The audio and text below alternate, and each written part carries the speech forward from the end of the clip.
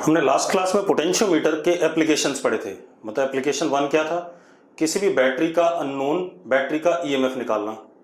दूसरा, बैटरी के ईएमएफ्स को कंपेयर करना। तीसरा, to find out internal resistance of any unknown battery. और उसी इंटरनल रेजिस्टेंस वाले में अगर बैटरी का इंटरनल रेजिस्टेंस गिवन है तो आप अननोन एक्सटर्नल रेजिस्टेंस भी निकाल सकते हो। यस और नो? यस और नो? ठीक है। अब मेरी बात सुनो। तो पोटेंशियोमीटर ज्यादा बेटर डिवाइस है as compare to what? Voltmeter, ammeter या मीटर ब्रिज। वो क्यों? क्योंकि एक तो ये सारे काम एक साथ कर पा रहा है, एक ही डिवाइस कर पा रहा है। ठीक है, तो पहले हम देखते हैं।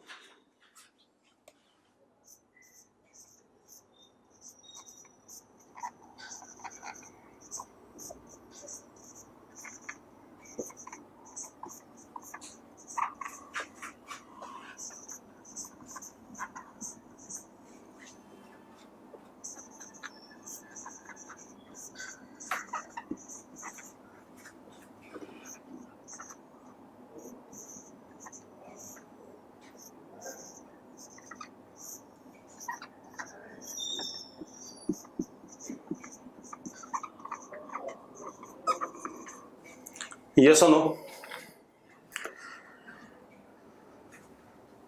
भाई, आपको अगर रेजिस्टेंस निकालनी थी तो आपको अलग डिवाइस चाहिए था, करंट निकालना था अलग चाहिए था, वोल्ट पोटेंशियल डिफरेंस निकालना था तो अलग चाहिए था। लेकिन यहां पर हम एक ही से सारे काम कर पा रहे हैं कि नहीं कर पा रहे हैं? यस और नो? ठीक है। अब एक तो ये कारण हो गया। दूसरा, जैसे हम मीटर ब्रिज की बात करें तो जो रेंज थी मीटर ब्रिज में, लेंथ क्या थी उसकी? मीटर ब्रिज की 1 मीटर थी। पोटेंशियोमीटर वायर की लेंथ आप बड़ा कर सकते हो, कितनी भी बड़ी कर सकते हो। ठीक है, इतनी बात तो वो भी एक फायदा है। Range for measuring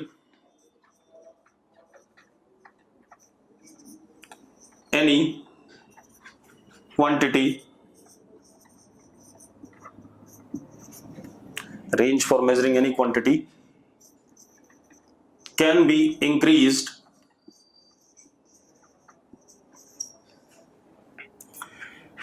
by increasing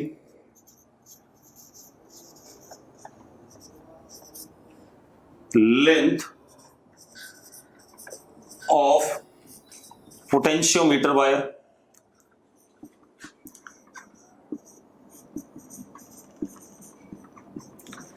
as well as, अगर लेंथ बढ़ गया तो जरा देखो के क्या था, जो पोटेंशियल ग्रेडियंट था, K was V A B upon L, potential difference across wire upon L. यही था कि नहीं था? हाँ या ना? ठीक है। अगर ये था तो एक चीज देखो, इफ एल इज लार्ज तो के की वैल्यू छोटी। के की वैल्यू छोटी मतलब पर यूनिट लेंथ हम छोटा मेजर कर पा रहे हैं। तो इसका मतलब क्या हो गया? If L is large, potentiometer is more sensitive, मतलब लीस्ट काउंट ज्यादा हो गया, इसका ज्यादा छोटा हो गया।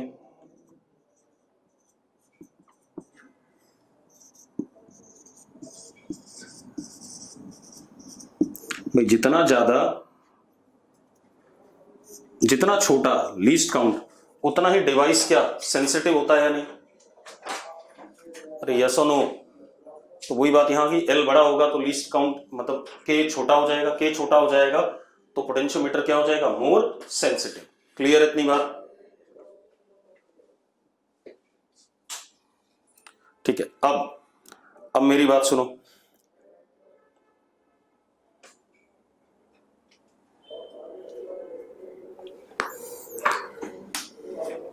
सेंसिटिव बेटा, सेंसिटिव होता है मतलब जितना छोटे से छोटा हम मेजर कर सकें तो that is more sensitive. Accuracy अलग चीज होती है आयुष, ठीक है, ढंग से जरा पढ़ लेना अंतर इनमें। अब एक और चीज बेटा, we can not major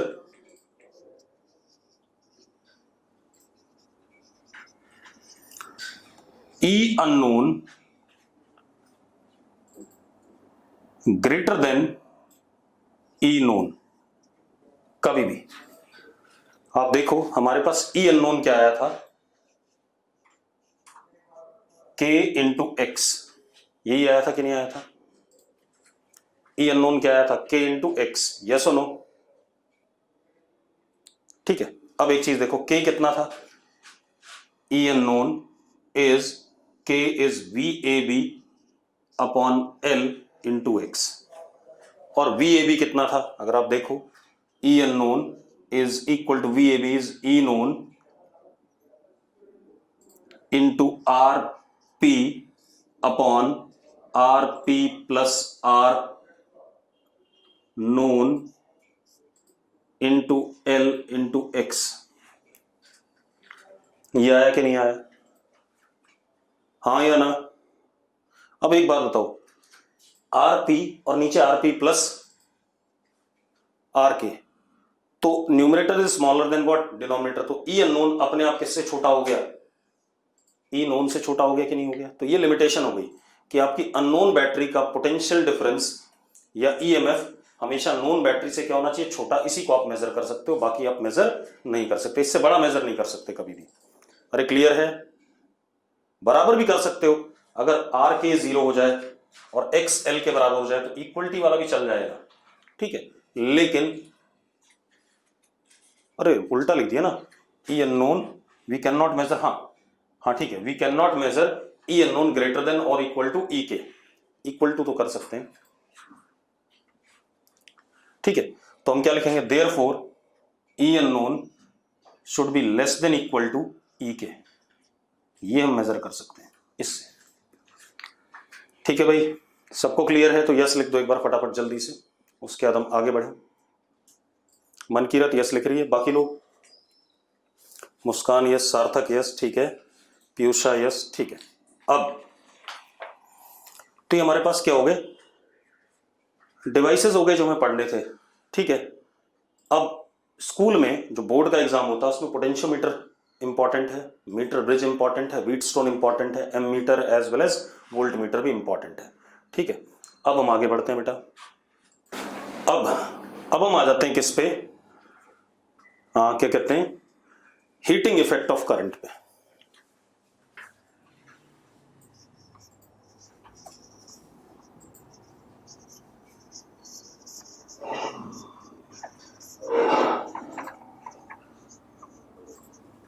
heating effect of current. अब हीटिंग इफेक्ट ऑफ करंट क्या है? मेरी बात सुनो, आपके पास कोई एक कंडक्टर है, इसमें करंट फ्लो कर रहा है आई, पीछे से कनेक्टेड था, इधर आई निकल गया। आप इस कंडक्टर के अंदर थोड़ा सा ये लेंथ आपने पकड़ा dx,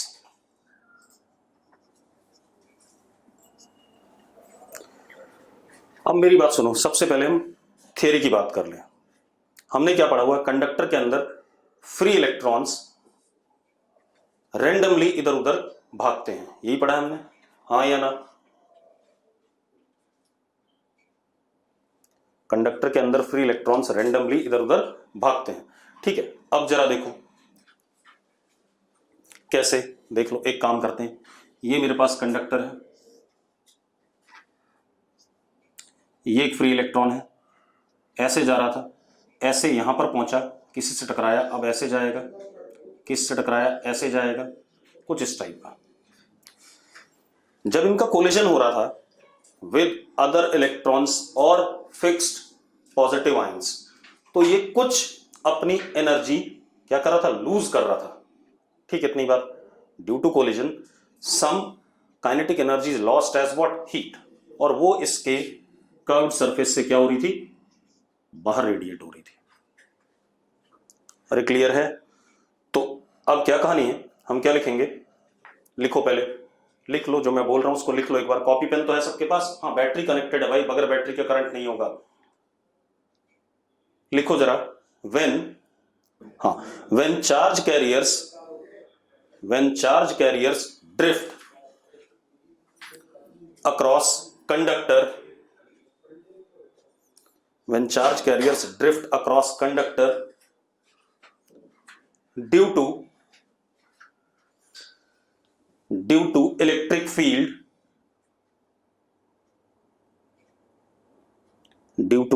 field, these charge carriers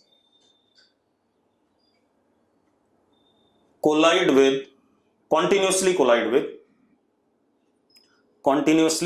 with metallic ions or other free electrons or other free charge carriers. These charge carriers continuously collide with metallic ions or with other free charge carriers. Clear है? Clear है तो yes लिखो एक बार। ठीक है, अब एक बात बताओ, जब ये चार्ज कैरियर्स मेटेलिक आयन से कोलाइड करेंगे, ध्यान सुनो, रुक जाओ, जब ये चार्ज कैरियर मेटेलिक आयन से कोलाइड करेंगे तो अपना कुछ part of energy metallic ions को देंगे कि नहीं देंगे?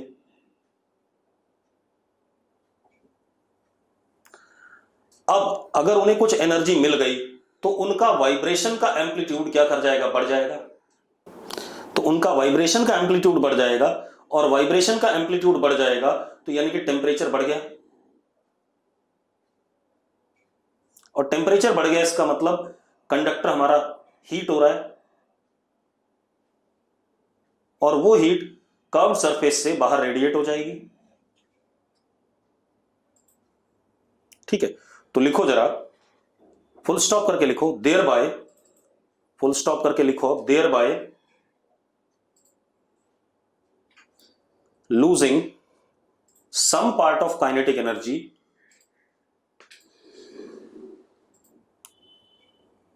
thereby losing some part of kinetic energy to metallic ions, due to which amplitude of vibration of metallic ions increases, due to which amplitude of vibration of metallic ions increases, thereby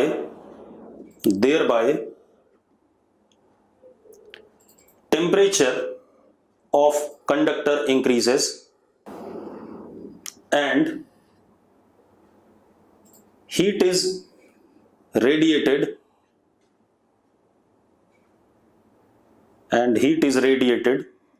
from curved surface of conductor as shown, thereby heat is radiated from curved surface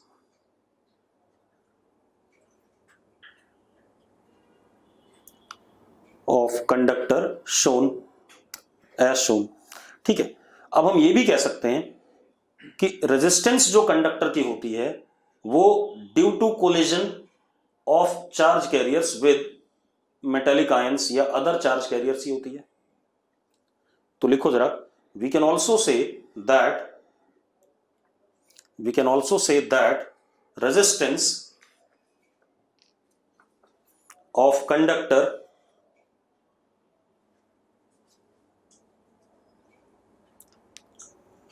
is due to collision of charge carriers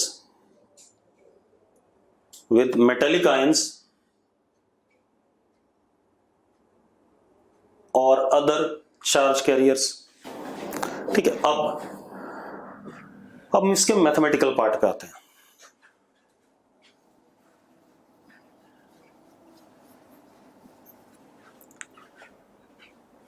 अब अगर हमारे पास कोई conductor है steady state में है,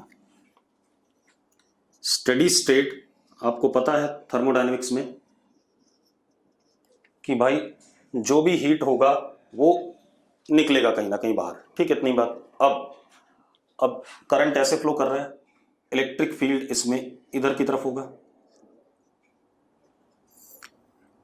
plus dq charge इधर आ रहा है, तभी करंट इधर है। तो अब जरा देखो, dF इलेक्ट्रोस्टैटिक फोर्स का वर्क इज dq इंटू ई, लिख सकते हैं या नहीं? dq इंटू ई यस और नो? अरे यस और नो? ठीक है, in the direction of E vector.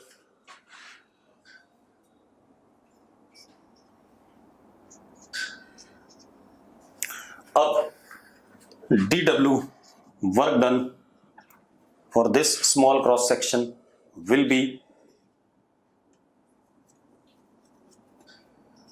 dq into e into dx। हाँ या ना? अरे यस और नो? ठीक है, अब dw is equal to dq into delta v, potential difference across this element, छोटा सा e dx मैग्नीट्यूड में क्या होगा, पोटेंशियल डिफरेंस होगा कि नहीं होगा? पॉजिटिव वर्क है तो एनर्जी रिलीज होगी, पॉजिटिव वर्क है तो एनर्जी क्या होगी, रिलीज होगी। ठीक है, इतनी बात। अब ये हमारा वर्क डन हो गया बाय द इलेक्ट्रिक फोर्स। ठीक है, अब मजेदार बात देखो, मतलब this amount of energy is released, हालांकि ये तो नेगेटिव आएगा। ठीक है, तो हम क्या कहेंगे, therefore such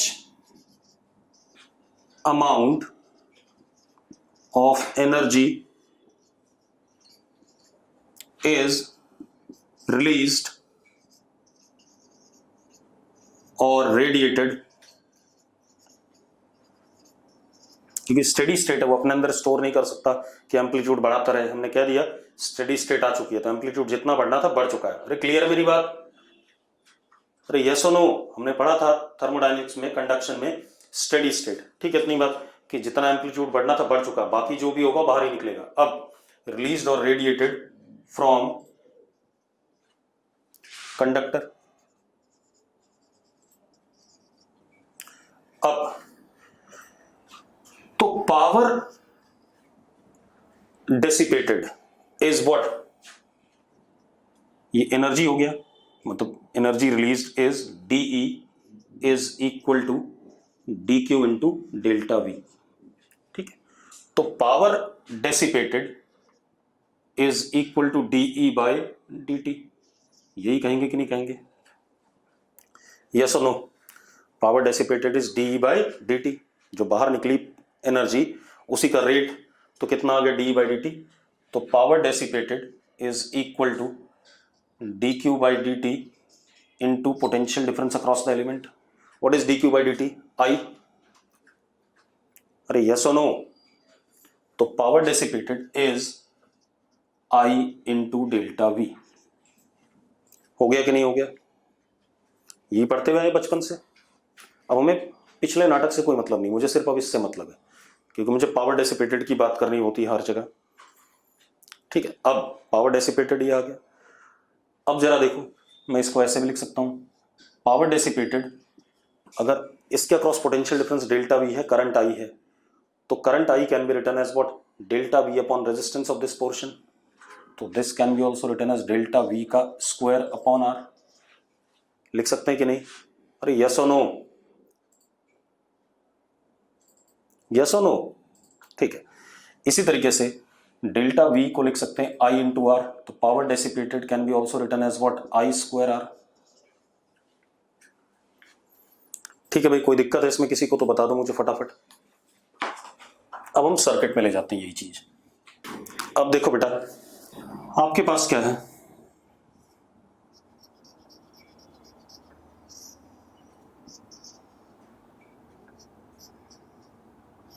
potential difference V इसके अक्रॉस। तो अब जरा देखो एक मिनट, तो पावर हो गया I इंटू वी, या पावर हो गया आई स्क्वायर आर, या पावर हो गया वी स्क्वायर बाय आर। हाँ या ना? अरे हाँ या ना? अब power is what, rate of heat dissipated, तो पावर को हम d H by D T भी लिख सकते हैं। तो d H by D T can be written as V I, I square R, या वी स्क्वायर बाय आर। लिख सकते हैं या नहीं, जल्दी बताओ भाई, यस और नो।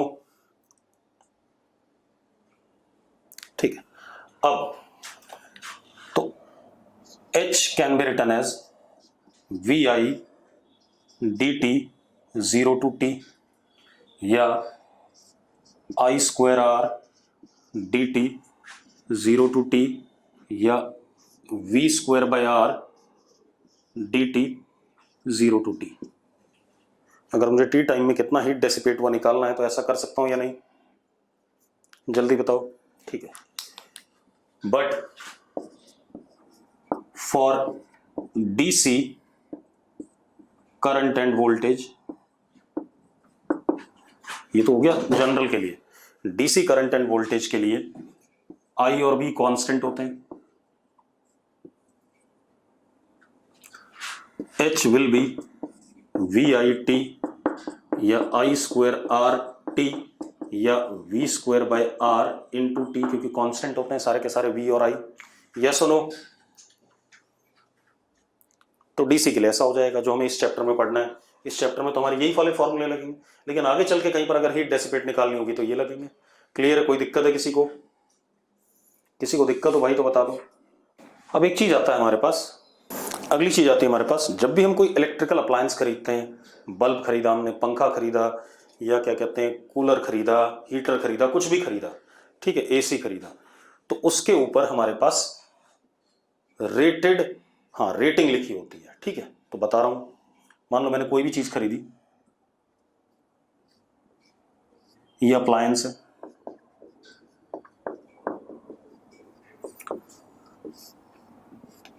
इसकी रेटिंग रेटेड, सबसे पहले वोल्टेज रेटेड लिखा होता है।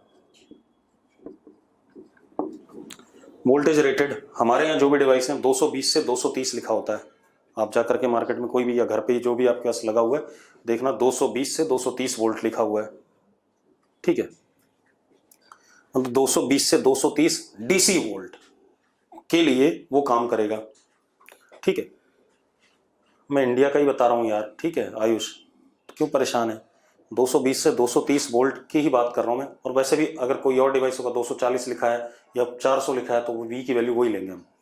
उसके बाद लिखा होता है इस पे पावर रेटेड। पावर रेटेड भाई, आप पानी गर्म करने वाली रॉड लेके आए, 1000 वॉट की है, 1500 वॉट की है, हीटर लेके आए 2000 वॉट का है, इस टाइप से लिखा होता है। और एक इसके ऊपर फ्रीक्वेंसी लिखी होती है, फ्रीक्वेंसी 50 to 60 हर्ट्ज लिखी होती है, फ्रीक्वेंसी 50 to 60 हर्ट्ज लिखी होती है, देख लेना जरा आप, हाँ या ना। ठीक है, अब हिंदुस्तान में 50 से 60 हर्ट्ज, आप यूरोप चले जाओ, हाँ एसी फ्रीक्वेंसी। अभी इस चैप्टर में फ्रीक्वेंसी से कोई मतलब नहीं है। ठीक है, इतनी बात। अब क्या कहानी है, इस चैप्टर में एफ से कोई लेना देना नहीं है, ये हम एसी में बात करेंगे। अभी हम इन दोनों की बात करें। अब एक बात तो, अगर आपको रेटेड पावर पता है और रेटेड वोल्टेज पता है तो आपको इस डिवाइस का रेजिस्टेंस पता है। देखो जरा, P is equal to V square by R होता है, ये रेटेड और ये भी रेटेड। तो आर पता चल गया कि नहीं पता चल गया? दो ही रेटिंग देता है, बाकी चीजें अपने आप आ जाएंगी। रेटेड मतलब रेजिस्टेंस डिवाइस का पता चल गया कि नहीं? ठीक है, रेजिस्टेंस पता चल गया भाई, तो V rated upon R is what? Current rated. I rated is V rated upon R, हाँ या ना? यस और नो? अरे भाई ठीक है। अब एक और चीज, इसीलिए आप जब भी घर में बात करते हो तो आपके घर में जितने डिवाइस हैं सब 220 वोल्ट पे ऑपरेट करने वाले हैं, तो उन सबको आप पैरेलल में क्यों लगाते हो? इसीलिए पैरेलल लगाते हो क्योंकि आपके घर में वोल्टेज भी जो आती है इनपुट वो 220 ही आती है। तो अब अगर आपके घर में इनपुट 220 आ रहा है और आपने पंखा ये लगाया, फैन सीरीज में लगा दी, मान लो बल्ब, एसी, और 220 आ रहा था, तो भाई ये तो गड़बड़ हो गई। ये 220 तीनों का सम आएगा, सबके पास कम कम वोल्टेज आएगी कि नहीं आएगी? अरे आग नहीं लगेगी, सबके पास वोल्टेज क्या आएगी? कम कम आएगी। कोई भी अपने परफेक्ट क्या कहते हैं एफिशिएंसी के साथ काम नहीं कर पाएगा। भाई इसके पास मान लो 50 आ गई, इस पे 50 आ गई, बाकी बची 20 पे आ गई, कोई भी प्रॉपरली काम नहीं करेगा। अब इसीलिए हम घर में डिवाइसेस कैसे लगाना चाहेंगे? पैरेलल में। देखो जरा 220 के ही पैरेलल में हमारे पास लगा पंखा, बल्ब, एसी, सारे लग गए। अब सबके पास कितना वोल्टेज आ रहा है? 220 आ रहा है कि नहीं आ रहा है? जरा बताओ। अरे अब सबके पास 220 है या नहीं? बस ठीक है। तो इसीलिए घरों में जो भी हमारे इलेक्ट्रिकल अप्लायंसेज हैं those are all in parallel. ठीक है, इतनी बात। और अगर आपने सीरीज में लगाया तो वो अपनी मैक्सिमम एफिशिएंसी के हिसाब से काम नहीं करेंगे। ठीक है, अब एक क्वेश्चन कर लेते हैं। हमारे पास एक हीटर है, ठीक है, उसकी पावर रेटिंग P1, ठीक है, पावर रेटिंग P1। चाय बना सकते हैं उससे T1 टाइम में। चाय बना सकते हैं कितने में? T1 टाइम में। क्लियर इतनी बात? दूसरा हमारे पास हीटर है, उसकी पावर रेटिंग P2 और चाय बनती है उससे T2 टाइम में। ठीक है भाई, एक से T1 टाइम में चाय बनती है, एक से T2 टाइम में चाय बनती है। दोनों का वोल्टेज रेटिंग V0 है। ठीक है, अब क्या कह रहे हैं? पहला केस कि मैं इन दोनों को सीरीज में लगाता हूं तो कितनी देर में चाय बनेगी। दूसरा केस इन दोनों को पैरेलल में लगाता हूं तो कितनी देर में चाय बनेगी। ठीक है, तो चलो अब जरा देखो। सबसे पहले हीट जो चाहिए चाय को गर्म करने के लिए वो H0 मान लेते हैं। P1 into T1 is equal to P2 into T2। यही कहानी है कि नहीं है? अरे power into time is what? Heat. हाँ या ना? चाय गर्म करने के लिए बराबर सेम हीट चाहिए होगी। ठीक है, अब एक काम करते हैं। अब हमने क्या करा? दोनों को सीरीज में लगा दिया।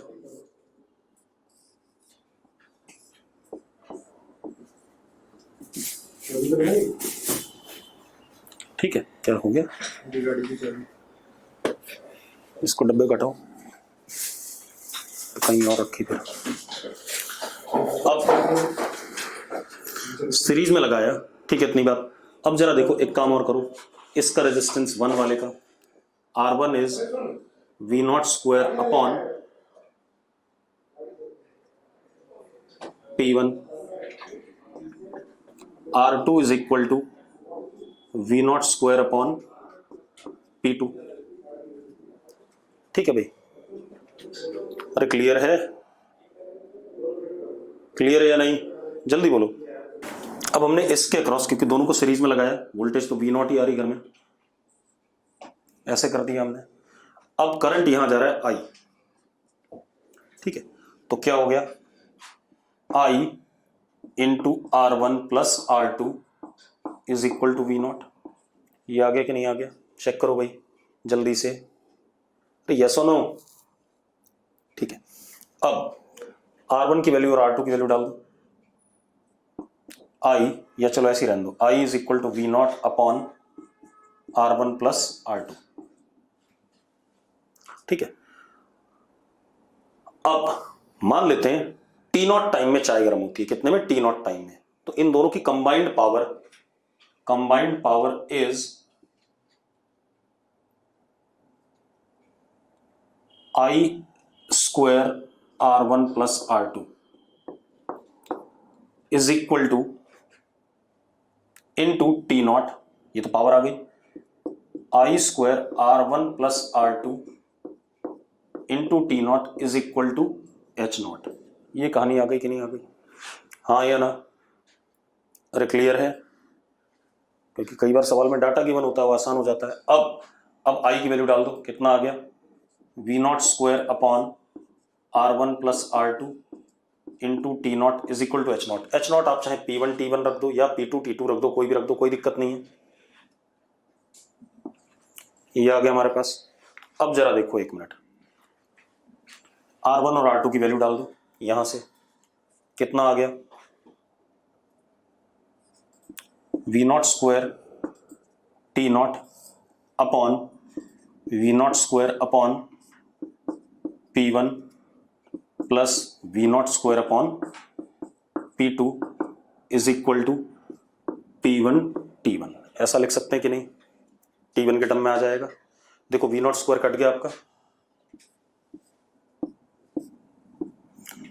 T not upon 1 upon P1 plus 1 upon P2 is equal to P1 T1। यहां से T नॉट आ जाएगा कि नहीं आ जाएगा? आ जाएगा भाई, आ गया। P1 P2 T1 सब गिवन थे, ठीक है। ऐसी पैरेलल वाला भी आ जाएगा, ठीक है। तो मैं डाटा जब दूंगा तब इस सवाल को प्रॉपर्ली करेंगे। अभी डाटा नहीं था तो इस वजह से मैंने एक ऐसी जनरल सा बना दिया आपके सामने फालतू में। अब एक और क्वेश्चन करते हैं, क्वेश्चन नहीं, आगे बढ़ते हैं जरा। इंपॉर्टेंट सी चीज नीट के लिए इंपॉर्टेंट है जो अब बताने जा रहा हूँ सबसे ज्यादा, हालांकि नॉन मेड में भी आ जाता है, नीट के लिए सबसे ज्यादा इंपॉर्टेंट है। कितने लोगों ने फ्यूज वायर पढ़ा है घर में? फ्यूज वायर देखा है सबने? फ्यूज वायर कितने लोगों ने देखी है? जल्दी बोलो। अरे फ्यूज वायर देखी है, हर्षित ने देखी है, रितेश ने देखी है। अब नहीं होती फ्यूज वायर, अब तो एमसीबी होती है।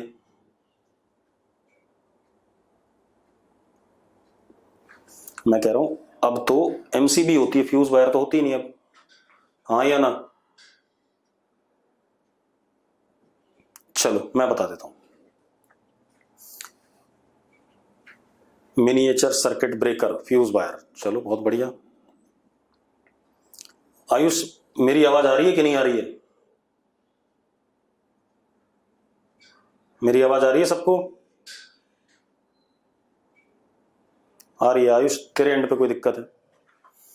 अब देखो भाई, फ्यूज वायर क्या होता है, क्योंकि घर में हमें पता है एक पर्टिकुलर, देखो घर में सब पैरेलल में लगा हुआ है। एक डिवाइस, दूसरा डिवाइस, तीसरा डिवाइस, ऐसे सारे पैरेलल में लगे और 220 वोल्ट यहां लगा है। ध्यान सुनना जो घर में आ रहा है। अब यहां करंट I1, I2, I3 ये रेटेड करंट है। कौन से करंट है? रेटेड करंट, क्योंकि रेटेड करंट जाएगा तो मैक्सिमम एफिशिएंसी से काम करेगा। तो यहां से जो करंट जाना चाहिए I1 plus I2 plus I3 होना चाहिए। हाँ या ना? मैंने क्या कहा, घर में तीनों पैरेलल में लगे हैं, rated current I1 I2 I3 जा रहा है उनमें, तो टोटल रेटेड करंट कितना जाना चाहिए? I1 plus I2 plus I3, यही हो गया। अब अगर घर में करंट इससे कम आ रहा है तो भी गलत बात है। इससे कम आ रहा है तो इसका मतलब आपके डिवाइसेस प्रॉपर काम नहीं करेंगे, सबकी पावर कम कम आएगी। अगर एसी जितना ठंडा पहले करता था उससे कम करेगा, फ्रिज अपनी एफिशिएंसी के साथ ऑपरेट नहीं करेगा, बल्ब डिम जलेगा, पंखा धीरे चलेगा, ये कहानी है। लेकिन करंट ज़्यादा आ जाए तो भी नुकसान है। रेटेड करंट से ज़्यादा आने पे आपका डिवाइस खराब होने के चांसेस हो जाते हैं। अरे यस और नो? यस और नो? जल्दी बोलो भाई। तो हम क्या चाहेंगे, हम यहां पर एक फ्यूज का कंसेप्ट लाएंगे, फ्यूज वायर या कोई कंसेप्ट लाएंगे जो अगर करंट ज्यादा होता है तो उस करंट को ना जाने दे सर्किट में, ताकि आपका सर्किट बच जाए, घर में डिवाइसेस बच जाएं। क्लियर है? तो ये तुरंत ही क्या कर जाएगा, करंट को जाने से रोक देगा। ठीक है भाई, फ्यूज और एमसीबी का काम यही होता है। एमसीबी भी सेम काम करती है। अगर कभी वोल्टेज या करंट ज़्यादा आ जाता है तो अपने आप डाउन हो जाती है, अपने आप डाउन हो जाती है ताकि ज़्यादा करंट घर में ना जाए और आपके डिवाइसेस बचे रहें। तो कभी भी एमसीबी डाउन होती है तो तुरंत जा करके एमसीबी को ऊपर नहीं करना चाहिए। अगर आप ऊपर करते हो और छोड़ते हो फिर गिर जाएगी। ऐसा हुआ है कभी किसी के साथ? मतलब आपकी एमसीबी एक बार गिर गई, आपने फिर अप करा, फिर छोड़ दिया, फिर गिर गई, तो फिर किसी ने ऐसा करा हो कि एमसीबी को ऊपर करके खड़ा हो जाए चुपचाप थोड़ी देर के लिए? ऐसा कोई है? ऐसा किसी ने करा हो कि भाई एमसीबी बार बार गिर रही थी तो मैं पकड़ के ऐसे खड़ा हो गया? हर्षित ने करा ऐसा। अब हर्षित अगर ऐसा करेगा तो घर में जो जो सामान है तेरा कभी ना कभी सब निपट जाएगा, कुछ नहीं बचेगा। एसी भी फूक जाएगा, फ्रिज भी फूक जाएगा, टीवी भी फूक जाएगा, कुछ बचने वाला नहीं है। ठीक है। आयुष अब स्टार्ट से कहानी खत्म हो गई, वीडियो लेक्चर देखना, ठीक है। अब क्लियर है मेरी बात। तो मैंने क्या कहा कि बेसिकली जब आप एमसीबी को पकड़ के ऐसे खड़े हो जाओगे तो करंट ज्यादा फ्लो कर जाएगा आपके अंदर सर्किट में, घर में, और करंट ज्यादा फ्लो कर जाएगा तो अपने आप चीजें क्या हो जाएंगी, फूक जाएंगी। अब तो फ्यूज वायर का काम क्या है, to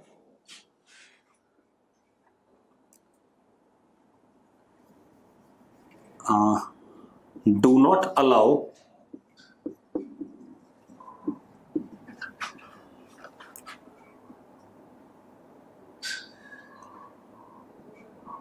current greater than required value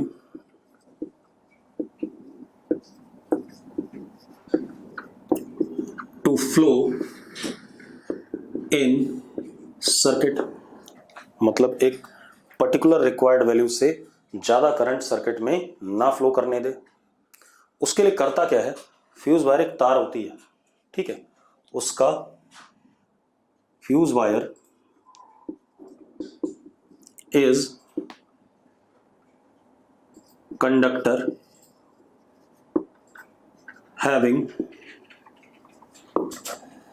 low melting point.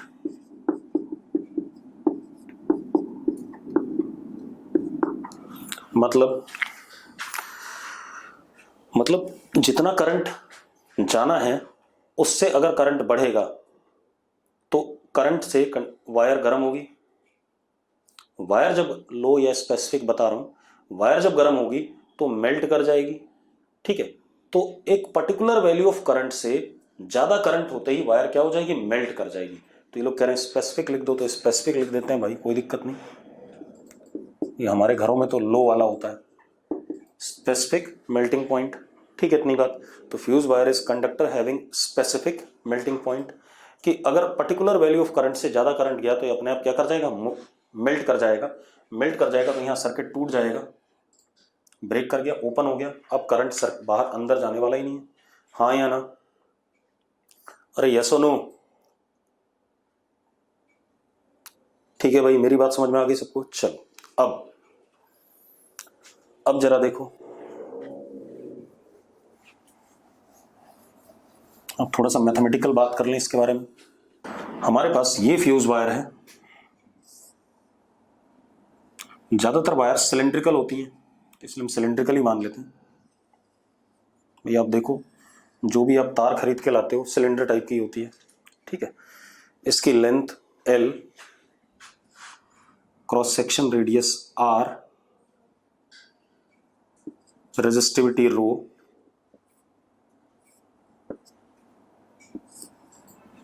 ठीक है। अब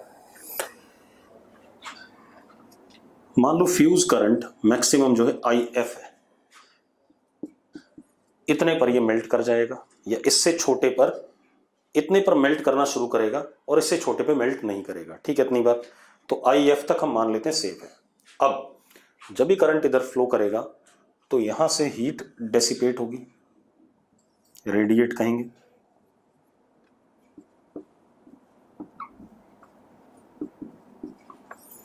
अब हीट रेडिएटेड, अगर हम थर्मोडायनेमिक्स का फॉर्मूला देखें, sigma into curved surface area, E emissivity, curved surface area कितना, 2πRL इंटू T मेल्टिंग की पावर 4। हाँ या ना, हाँ कोई बात नहीं, याद कर ले, सिग्मा A T की पावर 4 पढ़ा देंगे, चिंता ना कर, ठीक है। अब ये आया कहां से, I फ्यूज का स्क्वायर, ये पावर ही होता है बेटा, हीट रेडिएटेड नहीं होता, पावर होता है, ठीक है। तो पावर रेडिएटेड लिख दो क्योंकि पावर का ही फॉर्मूला होता था, ठीक है। तो power dissipated is I square into R। हाँ या ना, अब ये दोनों बराबर होंगे कि नहीं होंगे, क्योंकि स्टेडी स्टेट तो था ही, ठीक है, दोनों बराबर होंगे। तो देखो IF square R is equal to sigma E 2πRL T melting की पावर 4। कोई दिक्कत है इसमें, कोई दिक्कत नहीं। अब आई एफ का square rho L by pi R square is equal to sigma E 2 pi R L T M की पावर 4। एल से आपका एल कट गया, ठीक है। आई एफ देखो जरा कितना आ गया, आई एफ का square is equal to sigma E 2 pi square R cube T M की पावर 4 अपॉन रो। ये आ रहा है कि नहीं आ रहा है, चेक करो। तो I F proportional to R की power 3/2। I F do not depend upon length of wire, यही पूछा जाता है भाई, वो 4 ऑप्शन दे देगा आपको, ठीक है। अब I F do not depend on length of wire, ये मुझे बताना था। जो एक्चुअल में मेडिकल में कई बार पूछा गया है, वैसे ऑप्शन लिख देता है कि fuse current depends upon R की पावर 2, आर की पावर 3/2, एल के प्रोपोर्शनल। तो आपको दिख गया कौन सा ऑप्शन सही है कौन सा गलत है, ठीक है। इतनी बात। अब एक और कहानी आती है हमारे पास हीटिंग इफेक्ट में। हीटिंग इफेक्ट में जो अगली कहानी आती है that is maximum power transfer theorem. Maximum power transfer theorem, ठीक है भाई। अब ये बढ़िया चीज है, इस पे एडवांस में क्वेश्चन आते हैं। एक सिंपल सा अरेंजमेंट लेते हैं, पहले ध्यान सुनो। ये बैटरी है, इसका इंटरनल रेजिस्टेंस, ये हमारा आर। तो ये जो एक्सटर्नल रेजिस्टेंस कैपिटल आर है, इसकी वैल्यू कितनी हो हमें नहीं पता, ये अननोन है। सपोज मैंने इस पे ऐसे बना दिया, ये दोनों नोन है, ठीक है। अब मुझे कैपिटल आर की वैल्यू कितनी हो ताकि कैपिटल आर के अक्रॉस पावर मैक्सिमम डिसिपेट हो, ये पूछा जा रहा है। तो मैं क्या पूछ रहा हूं, find R such that power across it is maximum. Power across it is maximum, clear है भाई। अब कर लेते हैं।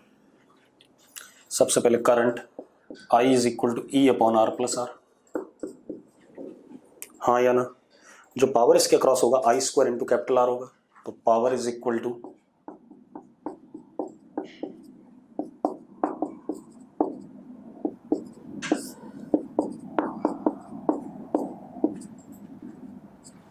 हाँ या ना।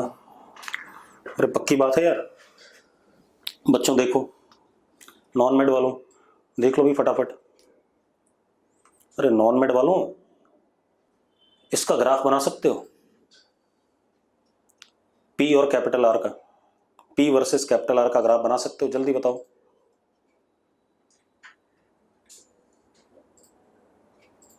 बना सकते हो, बनाओ जरा फटाफट, देखें जरा पी वर्सेस कैपिटल आर का ग्राफ क्या बनता है, जल्दी बनाओ। लेकिन दिखाओगे कैसे? चलो मैं बना देता हूं, चिंता ना करो।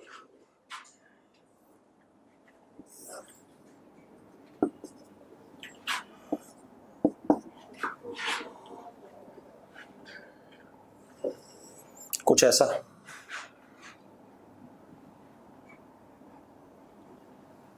बहुत सही बना देते हैं।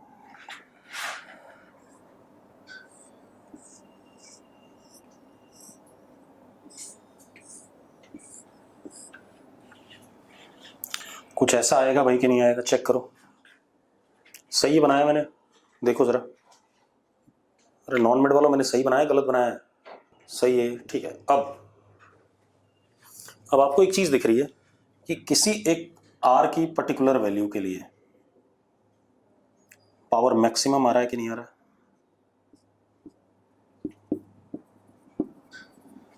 हाँ या ना, आ रहा है? तो यहां पर खुद देखो E और स्मॉल r तो हमें पता है, for P max dP by dr is equal to 0। कोई समस्या भाई इसमें? dP by dr is equal to 0 कर सकता हूं कि नहीं? बच्चों जल्दी बताओ यार। ठीक है, तो जब मैंने dP बाई dr 0 करा, देन r बराबर आ गया स्मॉल r, इंटरनल रेजिस्टेंस के बराबर। r बराबर क्या आ गया? स्मॉल r आ गया। मैंने डिफरेंशिएट करके 0 कर दिया बेटा, मैं इतना फालतू समय वेस्ट नहीं करना चाहता। ठीक है, अरे क्लियर है? ठीक है, r बराबर क्या आ गया? स्मॉल r आ गया। अब यानी कि r की वैल्यू इंटरनल रेजिस्टेंस के बराबर होगी तभी पावर मैक्सिमम होगा। अरे मेरी बात समझ में आ रही है?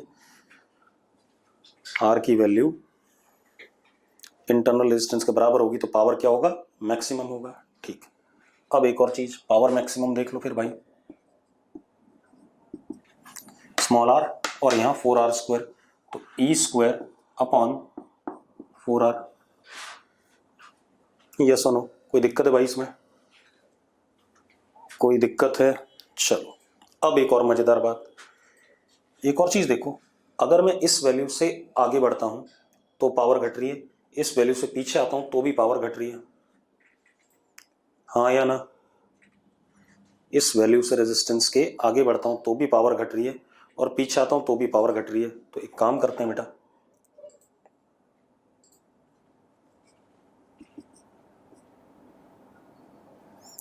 This is R2, this is R1 and power P है, दोनों पे सेम है या नहीं? हाँ या ना?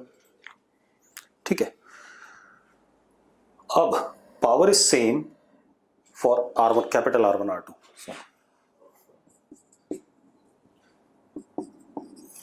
Power is same for these two resistances, then what is relationship between R1, R2 and small r? कोई रिलेशन है? अगर है तो मुझे बता दो फटाफट, जल्दी से, जल्दी बता दो बेटा। हर्षित गलत है तेरा रिलेशन, ग्राफ सिमेट्रिक नहीं है। हर्षित ने लिखा R1 प्लस R2 बाई 2, अभी ग्राफ सिमेट्रिक पैराबोला नहीं है, दोनों साइड बराबर बराबर आएगा। ठीक है, कोई और बताना चाहे फटाफट? देखो क्या आएगा, R1 R2 is equal to R square, ये आएगा भाई।